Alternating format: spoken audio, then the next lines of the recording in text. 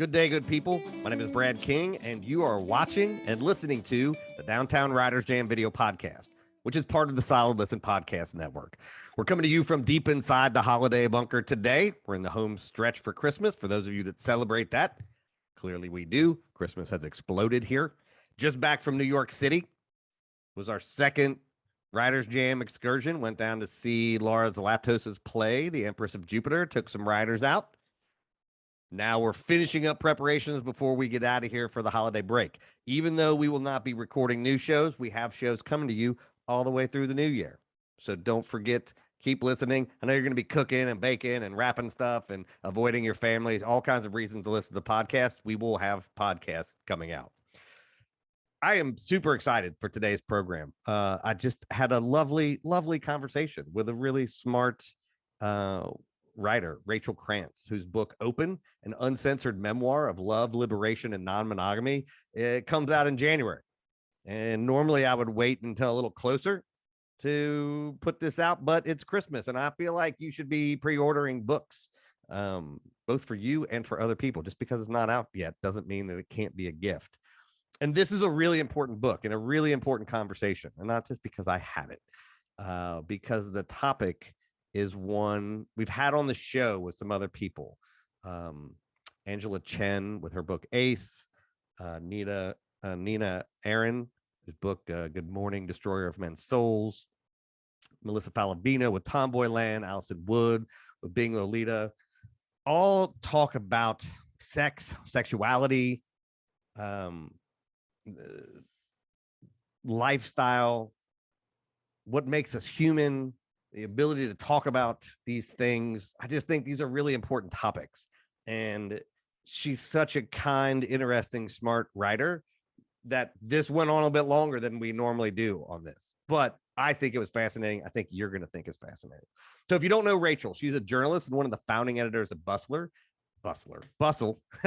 She served as a senior features editor for 3 years. She's been featured on NPR, The Guardian, Vox, Vice, a recipient of the Robert F. Kennedy Journalism Award, the Investigative Reporter and Editors Radio Award, and the Edward R. Murrow Award. Oh, and a Peabody Award for her work as an investigative reporter with YR Radio, which is out in the Bay Area.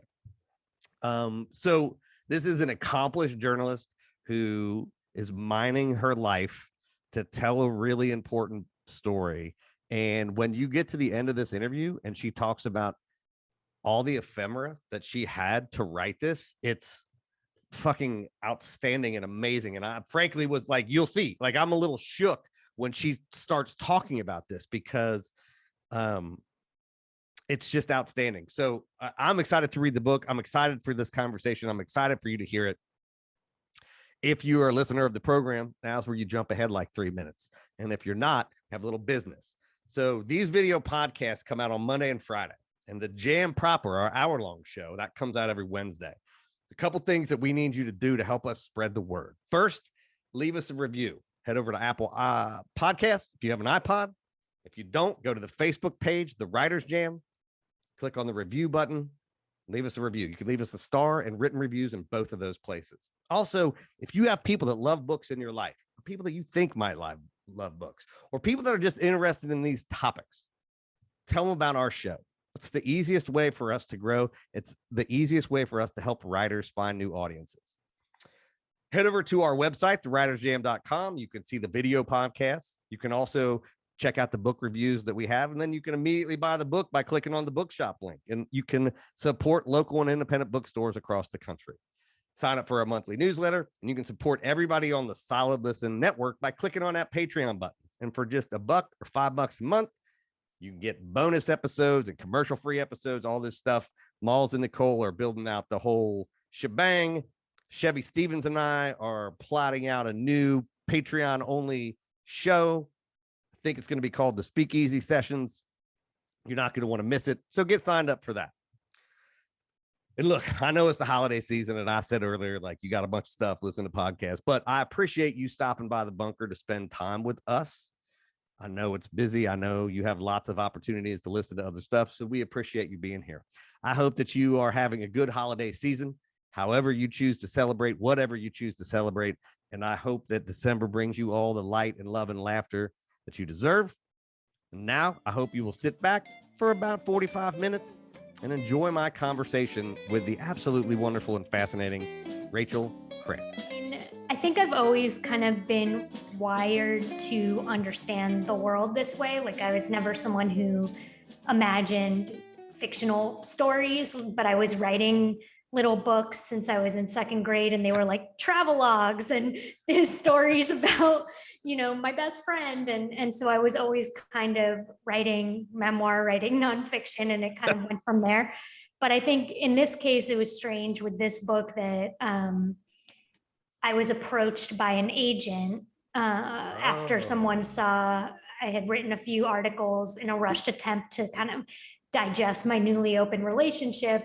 And the agent was like, I think you should write a book about this, that's a blend of reporting and memoir. And I was like, yeah, it's a great idea, but I'm not ready to do that at all. Like, I was still so in the midst of living it that I like the idea of sitting down to do that was incomprehensible. And I'd never written something longer than 3,000 words or something. So I just didn't think I would do that. But I also, the seed, of course, was already in my own head as I had started living it. Every writer dreams of writing a book. And I was like, this would make a good book someday. So when that agent approached me, I was like, I'm not ready. But the seed that had already been planted in my brain was kind of watered. And from there on, I started imagining the idea of a future book as a sort of light at the end of the tunnel of the increasingly crazy adventure I was going through. And it sort of was a very ornate coping mechanism. Yeah. I don't know if you feel this, but I've described to people that I view my life as a book, right? And like, I'll go through these things and I'm like, oh, this is a chapter. And like that, I don't know if that's sort of what you were saying, is like, it allows me to get through things because I'm like, I know at some point I'll be able to close this and put it behind me. Right. And the truth is, we're always writing the story of our lives. It's just, for a lot of people, it's not a conscious narration. Right. So of course, there's a lot of things we can't control, like obviously horrible tragedies happen to people, like obviously, privilege we're born into, but so much more of it than I think people give themselves credit for or take responsibility for is within our control, like our actions and how we learn from the consequences. Really, that's what we can control. So starting to view my life in that way as a story I was writing gave me like a great, in some ways it was a real mind fuck. Can I say fuck? Yeah. And in other ways it was like a wonderfully empowering experience, because I saw how the decisions I was making and what I was choosing to pay attention to, like details, they revealed themselves everywhere as poetic, like things that, were coincidences I would not have noticed otherwise, because I was viewing it through this lens of like, my life is a story. Everything revealed its synchronicity that I think is already always there. It's just we're not paying attention. Yeah. And I saw how, yes, there's many things I can't control, but also I can really decide, like, I'm going to move the story in this direction now. And I think that gave me a lot of faith in my own agency, especially as a woman, when you're very much socialized to believe your love life is going to happen to you. Someone's going to come along and rescue you, and you're just kind of waiting. And this helped me flip the script on that. Yeah, I know. So like when I was at Wired and when I was doing the journalism stuff, and it was the sort of nascent days of blogging, and like a lot of the writing that I did was obviously first person, because when you're writing that kind of stuff, like that's, and I think what you're saying is that you were kind of doing the same thing, which is that I've always tried, like part of the reason I became a journalist was to understand the world. The world does not make sense to me. And then the blogging and the personal writing and the things that I did outside of journalism was using me as a vehicle, not to talk about me, but as a vehicle to be like, look, this thing has happened and what the fuck? Right? Like is that sort of how is that your writing life? Yes. Yeah, I consider myself an immersion journalist. Yeah. And I think that's what I will continue to do, probably circling around a certain few topics, as many writers do. Sex and relationships is always going to be a main interest, but I'm also very interested in death, in a lot of other things that are just kind of the There's a meat therapy session in there of somewhere. life. Yeah, I'm interested in psychology. So yeah, for sure. Sex and death are the two things I'll be writing about. Very related. That's what it comes down to. But yeah, I mean, there's a line in the book where I say, part of the reason I was interested in exploring non-monogamy was I could sense like how uncomfortable I was going to be with jealousy and just like an Sure. immediate intense discomfort. But I say, here was an opportunity for emotional growth as extreme sport, my favorite pastime next to dancercising stoned. And it's like, it's true. That's kind of always been my thing, is I like journalism as an excuse to put myself in situations that are maybe a little braver than I would be if it was just me. Well, and it has to be. So again, like writing my own, like my memoirs about something, it's about my family. But there are these moments that I've had when because the book is called An Uncensored Memoir. And we know that's not true, right? We know that there are things that did not come out. Yeah. And so just because they can't, sometimes just narratively it doesn't fit. Sometimes you're like, that fucking part of the world you don't get. Like, you're getting this character of me, and that, I want to keep this for myself. How hard was that? Because the topic you're writing on there's not a lot of antecedent where you can be like, well, this is sort of the way people have done this, right? Like, there's not a large voluminous trade set of books about this kind of thing. So you were really sort of out on a limb. Like, how was that? It's figuring scary, out what to scary. I mean, liberating in a sense, because I think I am, I think the phrase like emotional exhibitionism gets thrown at women who write anything personal, but I do think there's a degree to which I seem to be less afraid of revealing things than your average person. And I do feel a sense of liberation among by just like saying it and going there.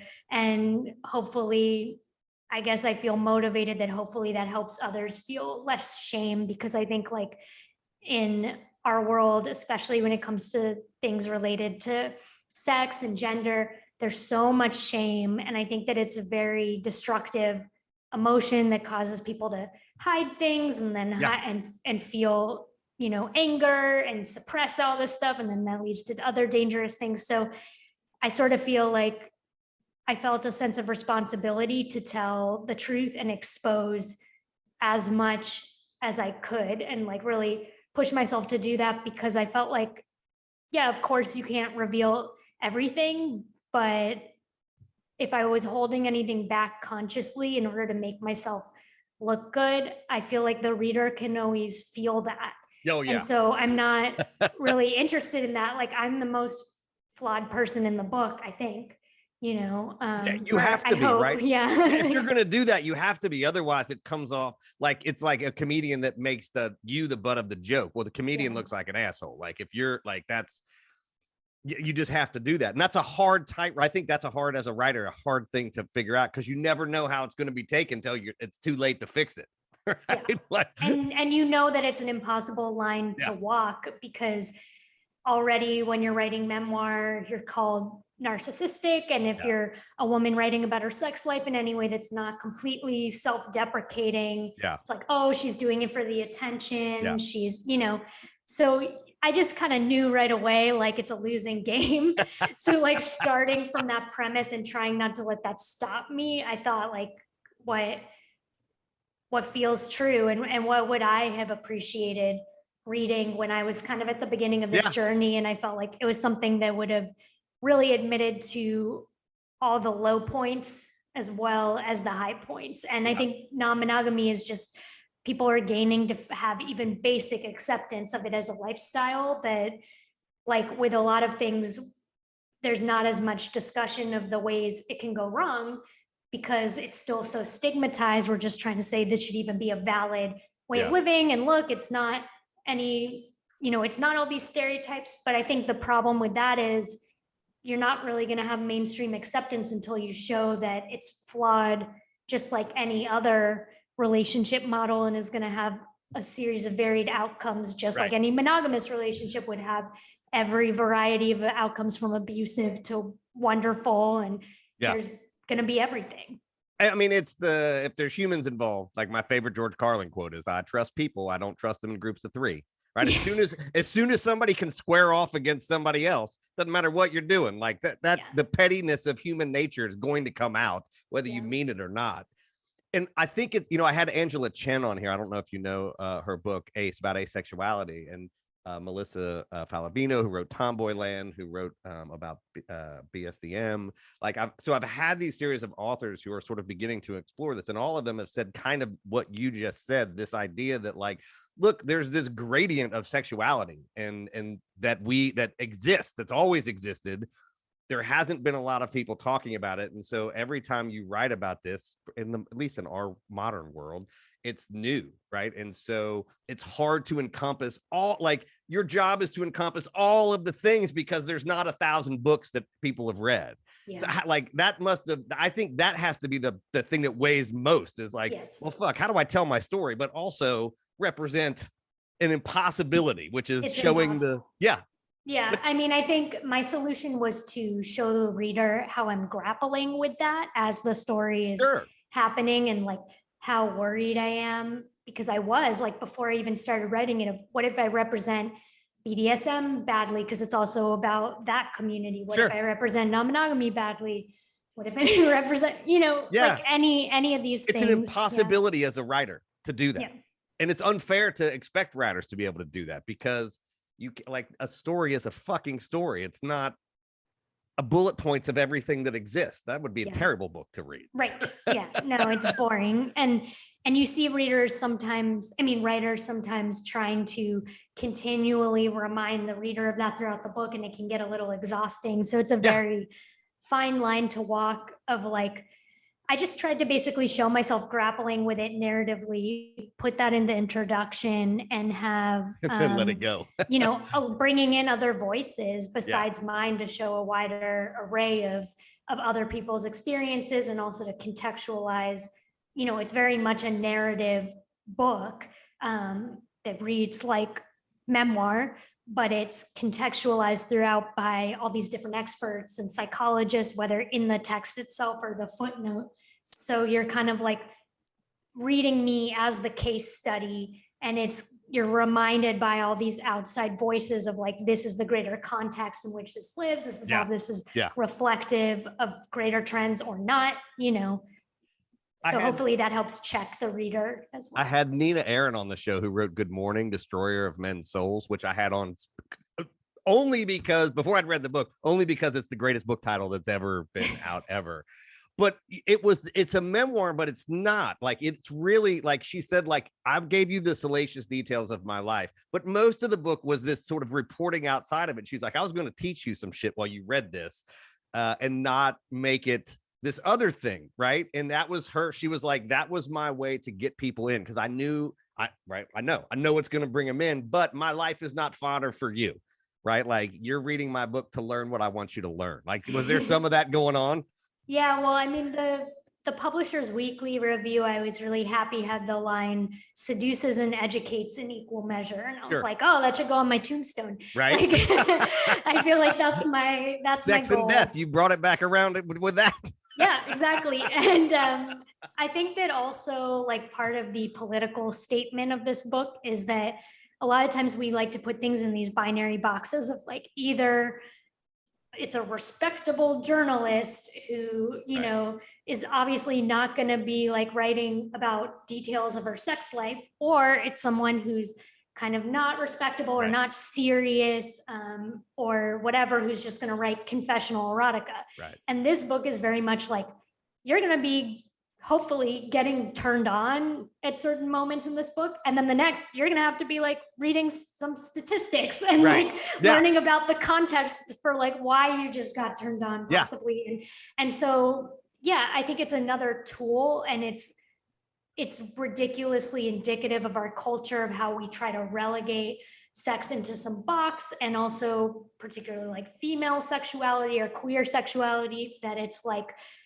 this kind of not serious topic, or it's not as respectable. Like, it's not, I have the line in the book of, like, why isn't a man climbing Everest considered award-winning in journalism, but a woman plumbing her most deep psychosexual depths is like confessional erotica. And that was really the question that kept pushing me, is like, you know, why can't this be considered immersion journalism? I'm going so deep into this underreported underworld. I'm doing dozens and dozens of interviews. I'm recording my life.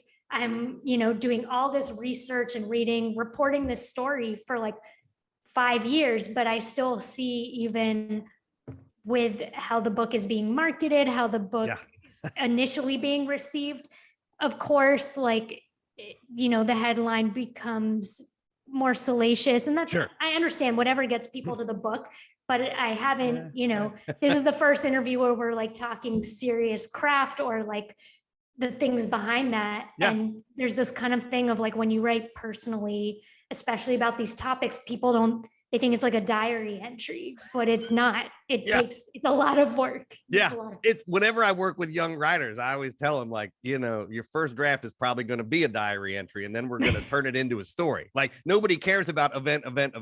Like, there has to be an overarching thing. And like, that was why Nina's book was so interesting, and why I wanted to talk to you about this book, because those kinds of things are, I mean, one, just craft-wise, they're really fucking hard to do. It's hard to make yourself the center of a story and then also not the center of the story, and to use the character of you in a certain way to do those things. And the other reason is you know, I have this discussion offline a lot, because it's just it's a tricky topic that not a lot of people want to talk about. But when we talk about transgender people, like, we talk about the continuum of sexuality and the continuum of gender and the continuum of identity, and yet the world is still set up in this binary way, right? Like, the actual physical world is set up in these ways. And so I think we have a really hard time talking, because people are like, well, there's this bathroom or that bathroom, but you're saying like there's this gender and sexual, and we're like, yes, the world should reflect more of that than this. And it's really difficult for people to have that discussion because they're uncomfortable with it. And so like books like yours, books like Angela's, books like Melissa's, that begin to have those discussions about, look, man, fluidity is a real thing. Like, the people that are experiencing this are not strange. They're human beings like the rest of us, and it's not even new. We're just talking about it now. Like, that is what I think is really important about the topic, is not getting to the answer, but being able to have a humane conversation and like understand and go, okay, shit, this is a thing I didn't know about. This is a thing maybe I was uncomfortable with, but like, that's my problem. That's not your problem. And we need to be able to talk about it.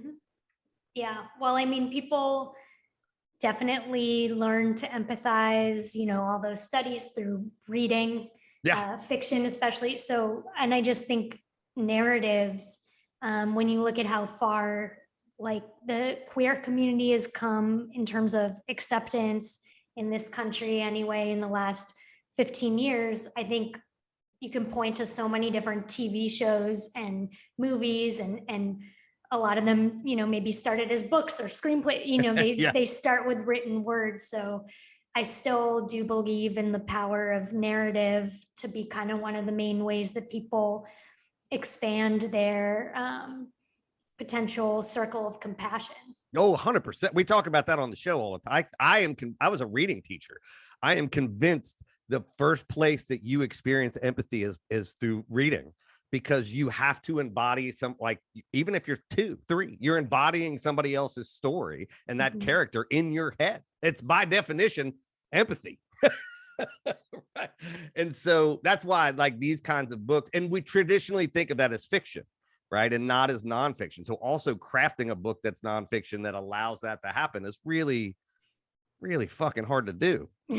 Thanks. Yeah. I mean, I think that's also like why it was so important to me to just be like, err on the side of going there and admitting these things that like, that I'm not supposed to say as a respectable, woman or journalist, and be able to keep my career, because I'm really like interested in pushing that boundary and having the reader go like, holy shit, I can't believe she just admitted that, like, forever on public record, and she's not ashamed of it, and she doesn't care if people know that.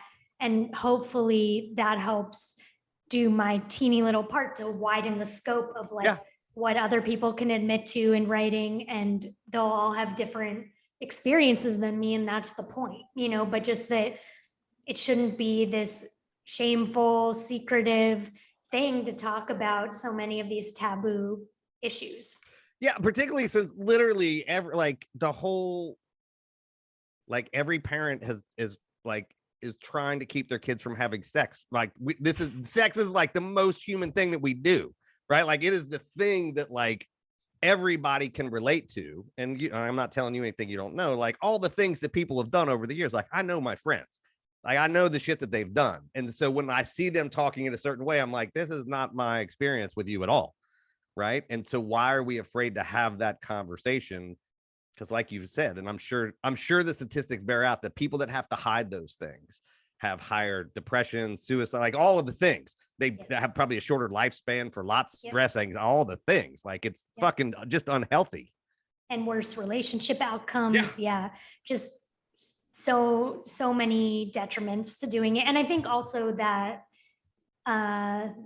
it can often lead to a lot of abuse and violence because like it allows, if you're kinky or if you're in a non-monogamous relationship or any of these other things and it's so taboo, then you sort of get on an isolated island sometimes with the partner, and they might start telling you like, oh, this is just what a non-monogamous relationship is, or this is just what a dom sub relationship is. And you can get really isolated really quickly. And part of the book is about the consequences of my not fully having that kind of community around me, of even as someone with all these privileges and who was relatively out, how still, because it was so taboo and new to me and on some level still shameful, I became really pretty isolated within this relationship.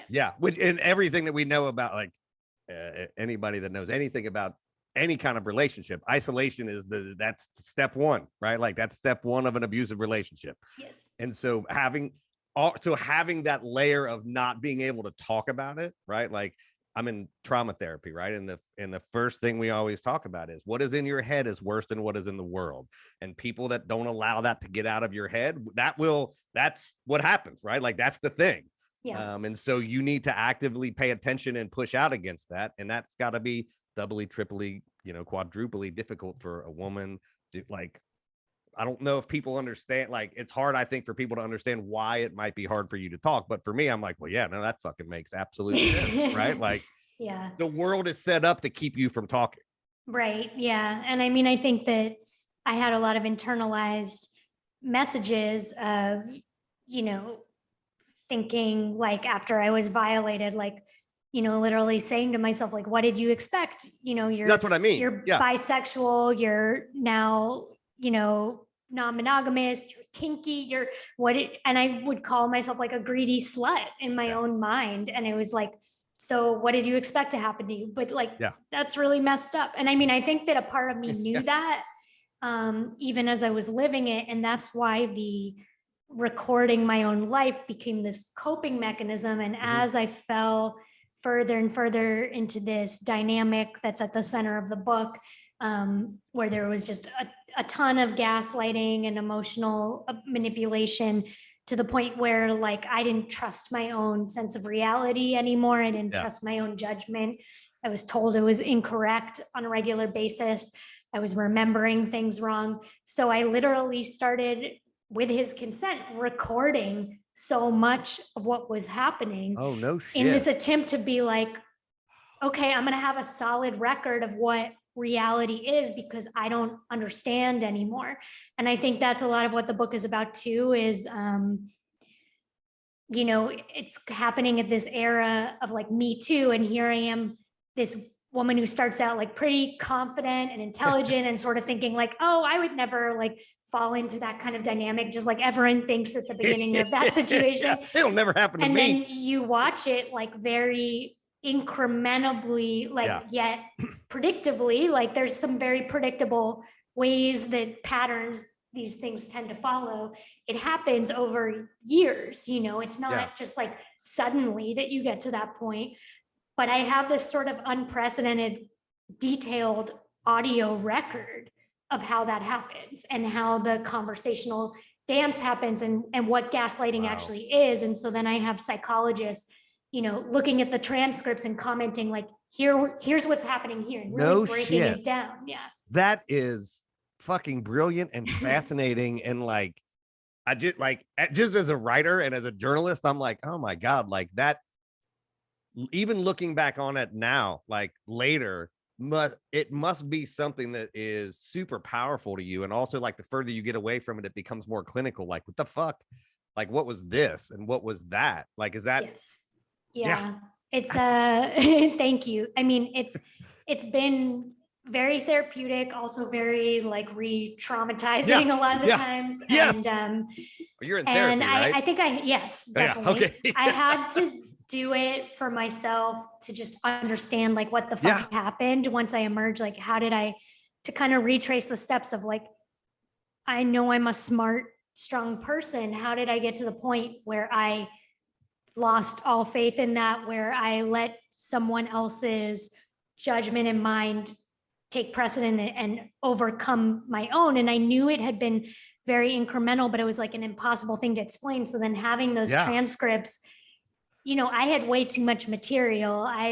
Because he like consented, I had recorded all our couples therapy sessions, all my therapy sessions, arguments, like everything. And so I just literally couldn't go over all of it. Like the couples therapy, for example, I was still only a year out of the relationship when I started working on this book.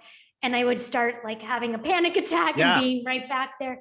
So I had to be very careful about like, I had one conversation that's a chapter in the book that's really the one that has the psychologist dissecting exactly what's going on. And that was the hardest one for me to continually revisit. And there's things that happen in the book that you might think, oh, well, like on the outside, unless you've been through it, that must have been way worse for you to write about, like remembering being physically violated in those ways. And yeah, that wasn't like great, but like it was the emotional and mental mind fuck, and remembering like how knotted it was and seeing, I guess, how his arguments like still had so much pull on me, and that there was still this voice in me being like, what are you doing? Like, you're going to sell me out like this. You're going to like make this stupid narrative of like, you're some victim now. And even as I wasn't doing that, like that voice was very much in my head, but having all the psychologists looking at it and affirming like, no, this is really important to talk about what's happening here. And this is very actually like predictable and like a pattern that we see in many people. And it's specific things to look out for, was very affirming and made me feel like, okay, there's some greater purpose to this. Hopefully. And also what a gift as you sort of rebuild the scaffolding of your life to be able to reconstruct the memories and have people there going, no, this thing you're building is actually right. And right, like that had to be in therapy, right? Like we always say, like writing's writing, therapy's therapy. They are not the fucking same thing. But being able to go through therapy and even just have other psychologists tell you that has to be, I mean, right? It was amazing. Yeah. I mean, it was hard because sometimes it would be like, I had to admit to myself that things had happened that I think I was trying to not admit had been traumatizing, or were things I should, still be affected by. Because that's the thing with this kind of like emotional stuff is like, it's all in your head, right? Like it's so you kind of really, the whole thing is gaslighting is like manipulating someone by psychological means into questioning their sanity. And it's a word that's thrown around a little too lightly, but it's a really insidious form of emotional abuse that often is made all the more complicated by the fact that the person doing it doesn't mean to be usually manipulating you. They're usually not psychopathic. They really do love you. They really do think they just know what's best for you. Yeah. And that if you could just adhere to their judgment and version of reality of things at all times. As you're describing it, it sounds very bad. Yeah, you would be happy, but it's not necessarily, in part, like, it's not a conscious thing. So I show a lot of how it's this dance that the people get locked in. Yeah. And how kind of a simplistic narrative around like evil, villain, abuser, and victim can sometimes keep the person on the receiving end locked in that dynamic, because they're like, I'm not a victim, or, like, I know exactly what he's doing. I see it better than he does, but you're still locked in it. Yeah. So it gets very complex. Well, and it's a gift. We'll end with this, because I mean, that's the invisible forces of like patriarchy. Like, that's the thing, right? Like, that's what, and we talk, not a tremendous about it on the show, but a fair amount, which is that like, it's hard, it's hard to describe. I mean, you can describe the patriarchy, right? Like, it's easy to say, like, this is what it is structurally, this is what it is. And then people go, well, what does that look like? And you're like, well, fuck, like, it looks like this thing that if you could just see it, it'd be easy to stop. It's this other thing, right? Yeah. Like, and that, I'm sure in this book, there's lots of those forces that are being like, look, this is what it looks. It's like dry drowning. It doesn't look like they're drowning, but they fucking are. And that's a real thing. And what was very important to me was to show the suffering that happened on his side, being the upholder of that system, being the dominant cis straight man who's supposed to know best, and kind of the psychological burden of playing that role and not being allowed to be vulnerable, and kind of having internalized that you're always right. And that doesn't excuse the behavior, but it is also very important to me to ask the psychologist, like, what's going on with him that makes him want to do this? You know, even subconsciously, why would someone feel the need to control someone in that way, and to show the suffering behind that? Because I think if we're to move forward in terms of our relationships in a post-Me Too world, we have to empathize with all sides of these dynamics and know that's not the same thing of absolving people for behavior that's not okay. But it also means, I think, not having a narrative where it's like people are evil and beyond redemption, but rather like, what is the suffering driving them, and how can we help them dismantle these patterns and be a different way towards people they love. Yeah. I mean, again, when I work with young writers, I always tell them, explain, don't excuse. Like, you have to be able to understand your bad guy. What I mean, in quotes, bad guy, and not just be like, that person's a bad guy. Like, well, that's not a very interesting explanation of that, right? Like, those invisible forces affect people. And one of my big things is like the reading gap between boys and girls is larger than the math and science gap. I think it's closed. But I was a middle school teacher. For years, I've been yelling. I'm like, look, if we believe empathy starts in reading, and we're just saying these boys can't sit down and read, what you're going to end up with is January 6th, right? You're going to have men that aren't able to deal with their internal lives, aren't able to be okay with other people's stories being meaningful. And you will have what this testosterone driven violent reaction, because that is the nuclear bomb of manhood. Like, it's like, that's it. Right. And so I like hearing that. Not that I think that should be a part of everybody's book, because everybody needs to tell the story they need to tell, but it is, I think, important, because the problem, again, isn't you. The problem is us. Like, we are the primary driver of that, and understanding how to fix the system that socializes all of it. It is largely created and run by, men. Dudes that look and sound a lot like me. Yes, totally.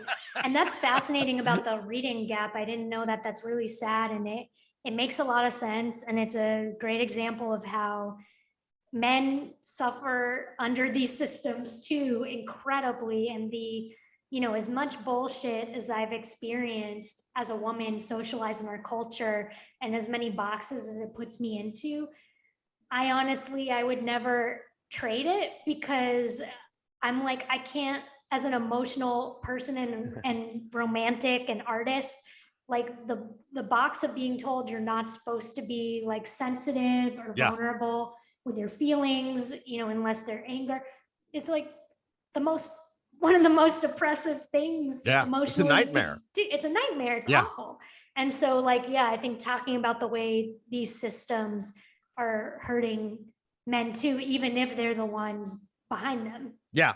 So I'm glad that was only like 3 minutes of this conversation, because that's about, I think, the right amount of time, like in terms of who needs to be talked about. I think that's the right structure. So the book is called Open, an Uncensored Memoir of Love, Liberation, and Non-Monogamy. It's out in January, end of January, both here and in the UK, correct?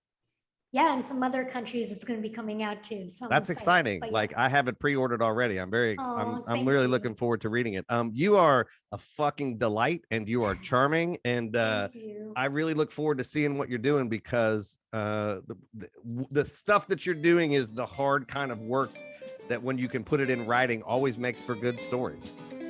Thank you so much. I really appreciate that.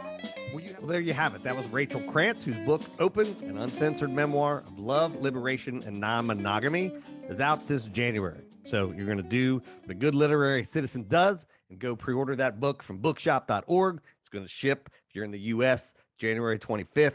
It's a great gift to give in Christmas, because it comes twice. People get a gift under the present, under the tree, and then it shows up again in January, and they remember you then.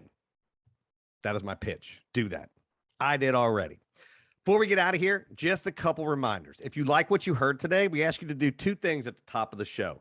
Tell your friends about us, particularly those book lovers. Like, not just rando friends who aren't going to listen, like people that like books. Like, do that.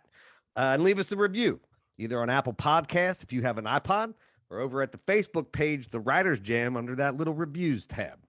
Don't forget to check out everything else that we do on the Solid Listen Podcast Network, including the flagship Mother May I Sleep With podcast with host and our Solid Listen podcast queen, Molly McAleer. December's a really good time, if you haven't experienced the shows, to check out everything else on the network, because there's a lot of holiday-themed things that are going on that are pretty funny. Don't forget the video podcast, Monday and Friday. It's going to be a little truncated over the last couple weeks of the holiday, right? Because everybody's doing stuff, but you can still catch that on the Solid Listen Network YouTube channel. You can catch it over at thewritersjam.com, and you can catch the audio wherever you listen to the Downtown Writers Jam. That comes out on Wednesday. That's our hour-long program. The surest way not to miss anything that we do, get yourself subscribed wherever you listen to podcasts. And remember, you can always catch us on Twitter and Instagram at The Writers Jam. Until the next time, I will see you around the internet.